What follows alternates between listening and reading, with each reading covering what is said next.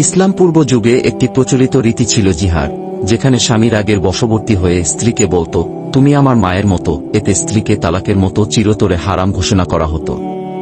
তবে ইসলাম এসে এই অন্যায় প্রথাকে বাতিল করেছে।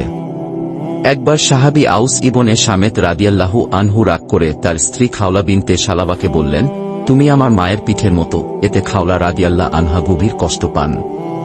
তিনি সরাসরি নবী করিম সাল্লাল্লাহু আলাইহি ওয়াসাল্লামের কাছে গিয়ে আরজি করলেন, ইয়া রাসূলাল্লাহ, আমার স্বামী আমাকে অন্যায়ভাবে মায়ের মতো হারাম করেছেন। আমার ছোট ছোট সন্তানদের ভবিষ্যৎ কি হবে?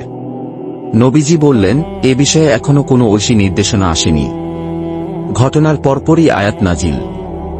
এরপরই সূরা মুজাদালার প্রথম 4টি আয়াত নাজিল হয়। আল্লাহ বলেন, তোমার কাছে যে নারী তার স্বামীর বিষয়ে বিচার চাচ্ছে এবং আল্লাহর কাছে ফরিয়াদ করছে, আল্লাহ তার কথা শুনেছেন। কাফফারা, জিহার করা গুরুতর অপরাধ, তবে এর প্রায়শ্চিত্তের সুযোগ রয়েছে। 1. একজন দাস মুক্তি দিতে হবে। 2. দাস মুক্তি সম্ভব না হলে 2 মাস একটানা রোজা রাখতে হবে। 3. তাও সম্ভব না হলে 60 জন গরিবকে খাওয়াতে হবে।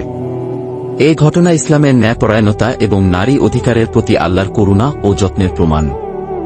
আমাদের উচিত রাগ বা আবেগের বশবর্তী হয়ে এমন কথা এড়িয়ে চলা যা সম্পর্ক নষ্ট করে।